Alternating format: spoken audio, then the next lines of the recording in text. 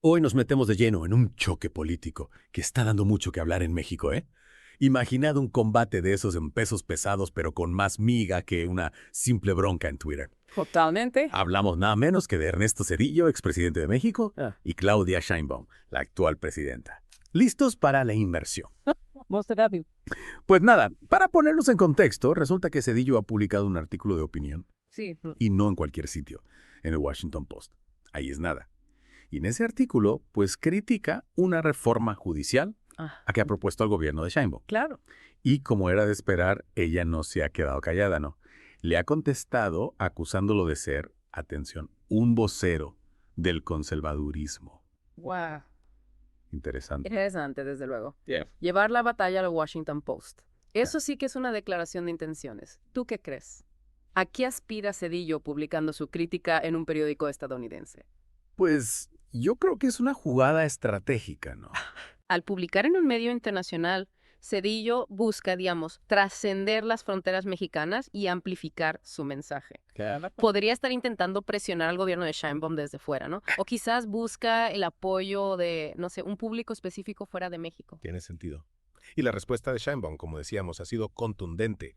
La ha etiquetado como vocero del conservadurismo. Esa etiqueta tiene mucha carga, ¿eh? ¿Qué nos dice sobre cómo ve ella este debate? Sí, sí, totalmente. Conservadurismo. En el contexto mexicano, a menudo se refiere a los sectores que se resisten a los cambios sociales y políticos, ¿no? Mm. Al usar esa etiqueta, Sheinbaum no solo está rechazando la crítica de Cedillo, sino que lo está colocando en el lado opuesto de su agenda reformista. Ya, es como una forma de marcar territorio, ¿no? Exacto. De limitar los bandos. Oye, y hablando de reformas, para los que no estén muy familiarizados con el sistema judicial mexicano, ¿podrías explicar brevemente qué propone esta reforma y por qué está generando tanta polémica? Claro.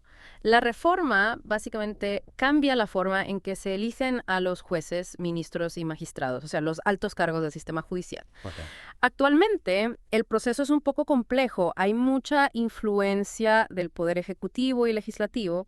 La reforma propone un sistema más transparente, con participación ciudadana en la selección y con mecanismos para garantizar la independencia de los jueces. O sea, que la idea es que los jueces no estén tan influenciados por los políticos, ¿no? Exacto. Los que apoyan la reforma argumentan que esto fortalecería la democracia y el Estado de Derecho. Sin embargo, Cedillo y otros críticos creen que la reforma debilitaría al Poder Judicial y lo haría más vulnerable a la manipulación. Vaya, entiendo. Entonces tenemos a un expresidente criticando las reformas, una presidenta en el cargo respondiendo con firmeza y una reforma judicial de por medio que genera controversia.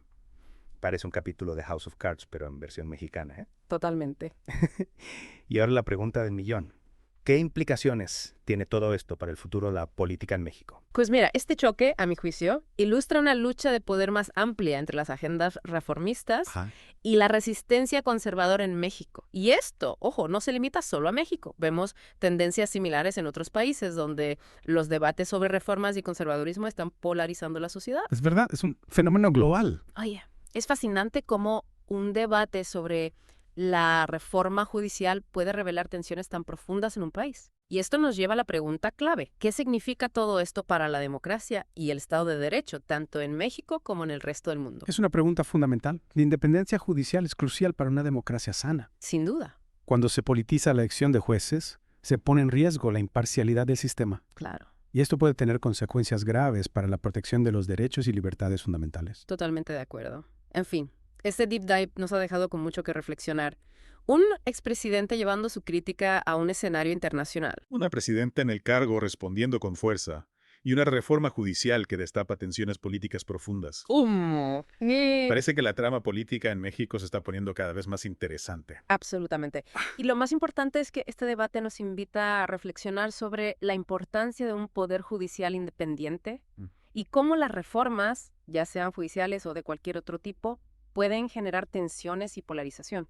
Y con esa reflexión final, animimos a nuestros oyentes a que sigan explorando este tema y que se formen su propia opinión. ¿Qué opináis vosotros? ¿Qué futuro le espera a la política mexicana? ¿Y qué papel jugará la reforma judicial en ese futuro? Buena pregunta. Hasta la próxima. Adiós. Un expresidente de México, hoy vocero, bueno, siempre fue vocero del conservadurismo, pero hoy más todavía. Fíjense dónde publica su artículo. Para empezar,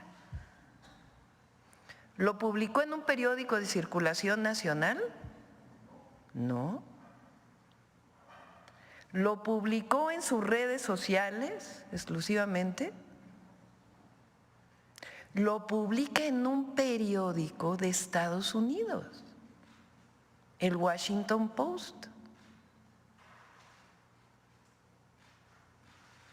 ¿No les parece que algo no está bien? O sea, ¿a quién le está hablando? ¿Al pueblo de México? ¿Desde un periódico en Estados Unidos? Pues lo hubiera publicado en Reforma, en el Universal, en Milenio, en el Excelsior, en ¿quién me falta? Proceso, el Heraldo, cualquiera, y no lo hablo por mal, sino sencillamente porque son periódicos que, aunque son metropolitanos, la mayoría de ellos son los periódicos de la vida nacional. No lo publica en un periódico nacional, lo publica en el Washington Post. Entonces, ¿a quién se dirige? Pues a los estadounidenses, ¿no? O al gobierno de Estados Unidos, o a la política de Estados Unidos. Bueno, él privatizó los ferrocarriles a extranjeros. ¿Qué decía López Mateos en su carta al pueblo de México cuando nacionalizó la industria eléctrica? A ver si lo tienen por ahí. El presidente lo puso aquí varias veces.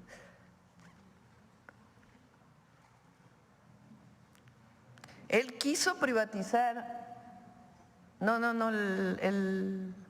Puede ser el artículo del Washington Post, miren, váyanse al final. Es ampliamente aceptado que la elección de jueces por voto popular socava la imparcialidad, independencia e integridad judiciales, pilares de un sistema jurídico justo y equitativo. Estoy hablando como hablaban los presidentes de entonces. Incluso en Estados Unidos, donde esto ocurre a nivel estatal y local, pero nunca a nivel federal o en todos los estados, ha sido criticado por los académicos legales. Los legisladores de Morena se basaron en un precedente estadounidense cuestionable para justificar su acción. Pero hay una última parte donde él interpreta qué quiere el pueblo de México, ¿no? Por ahí. ¿O esa es la última parte? Bueno, él cambia la Constitución, quita a todos los ministros y ministras, ministros creo que eran entonces puros hombres, y elige a 11, él en alianza con el PAN y con el PRI, y ahora nos dice que eran independientes, súper independientes, cuando ni siquiera se atrevieron a decir algo sobre el FOBAPROA, la mayor estafa a los mexicanos y mexicanas. Bueno, decía López Mateos, más adelante.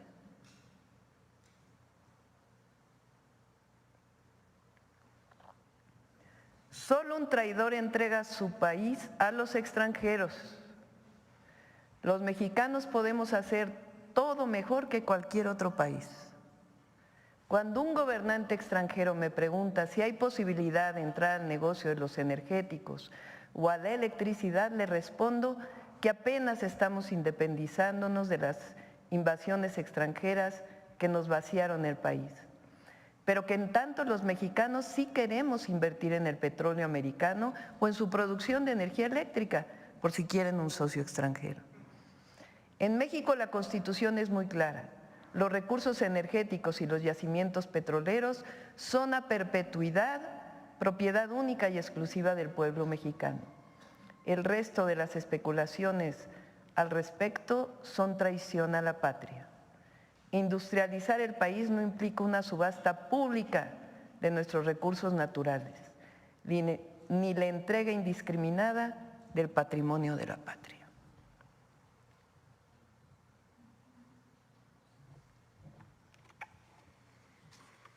Entonces se escribe en un periódico de Estados Unidos cuando él entregó ferrocarriles y quiso privatizar la industria eléctrica, privatizarla por completo, solamente no pudo hacerlo por las movilizaciones populares y porque venía la elección al siguiente año.